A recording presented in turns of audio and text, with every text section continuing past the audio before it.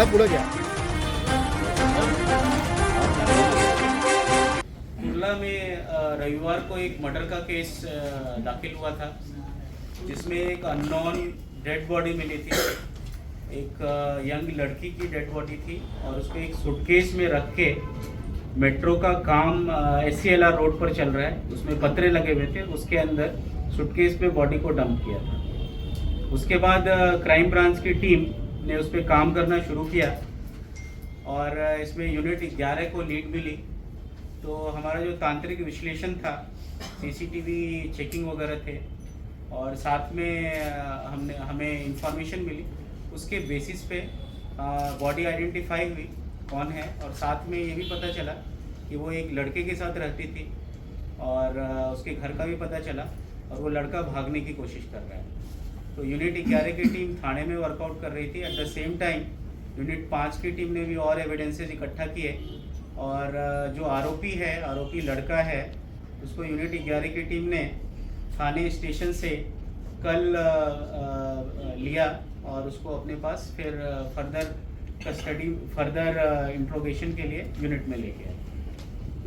Sir, ये जो disposal का था लाइक बॉडी में, उसका बॉडी बैग में एज सच घर में उसके पास जो था उसके वजह से उसमें सूटकेस में डाला, फिट किया और लेके गया. ये आइडिया का मतलब ऐसे बता नहीं सकते.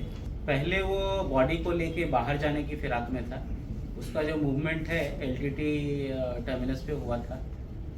उसके बाद उसका माइंड चेंज हुआ. उसने ट्रेन में लेके जाएगा, कहाँ क्या करेगा, तो उसने वापस ऑटो लिया, कुर्ला साइड में आया तो वहाँ पे उसे दिखा कि काम चल रहा है, पतरे हैं, यहाँ पे शायद डंप हो जाएगा, इसलिए उसने यहाँ पे डंप किया. वापस वो ट्रेन लेने गया और फिर ट्रेन से वो थाने तक पहुँचा और फिर थाने में हमारी टीम ने उसको कस्टडी में लिया. पहला ह्यूमन इंटेलिजेंस से हमें लीड मिली बेस्ड ऑन जहाँ हमने पूछताछ की, इंफॉर्मेशन वगैरह जहाँ से हम निकाल रहे थे. एंड देन सेकेंड, उससे जो करोबरेटिव था उसमें CCTV फुटेजेस और जो तांत्रिक विश्लेषण है, टेक्निकल एनालिसिस, उससे हमारा कंफर्मेशन हुआ. और टीम हमारी, हमने बहुत सारी टीम्स बनाई थी जितने हमारे पास लीड्स थे और उस बेसिस पे यूनिट 11 को सफलता. कब ये लोग करीब 2 साल से लिविंग में रह रहे थे और ये धारावी जो है, धारावी में पिछले 1 महीने से रह रहे थे MG रोड पर एक रेंटेड प्लेस में. और इनका झगड़ा इस बात पर भी हुआ था कि लड़का जो है उसको डिसीज्ड गर्ल के चरित्र पर संशय था और इसलिए उनका झगड़ा हुआ और इसी झगड़े में स्ट्रैंगुलेशन से उसकी डेथ हुई. ये लड़के ने कन्फेस किया. हमें पहले से मौजूद परिवार से एक हमारे संपर्क में है, क्राइम ब्रांच के संपर्क में है और अभी आरोपी मिलने के बाद जो है बाकी आगे का इन्वेस्टिगेशन का पार्ट है. इनके बाकी क्या, कहाँ से क्या कनेक्शन है, बट जो मेन जो कोर है मर्डर का, उसमें आरोपी हमें मिला है और ये दोनों लिव इन में थे और इनके बीच का ही जो है कारण वो मर्डर का निकल गया था और सोमवार को आरोपी पकड़ा. आपने यहाँ लड़की भी जॉब करती थी, लड़की ने जॉब छोड़ दिया था. लड़की का जहाँ काम करती थी, वो हाउस कीपिंग का काम करती थी, वहाँ पे कुछ झगड़ा हुआ था जिससे वो काम छोड़ दिया था उसने और उसके बाद ये धारावी में रह रही है. अभी पहले से थे पर धारावी में अभी शिफ्ट हुए. इसके पहले कहाँ से?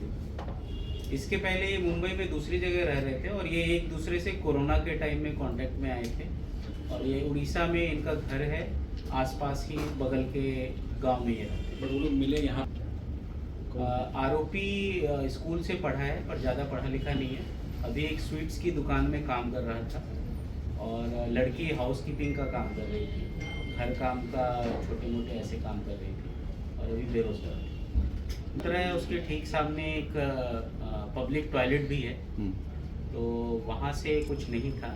पर आसपास जो रोड्स हैं, LBS रोड प्लस जिसपे SCLR रोड पे है, CCTV हैं, बट जो हमारा मेन लीड है और इंफॉर्मेशन बेसिस पे हमारा फर्स्ट लीड मिला था और फिर बाकी साइमल्टेनियसली हमारा वर्कआउट चला.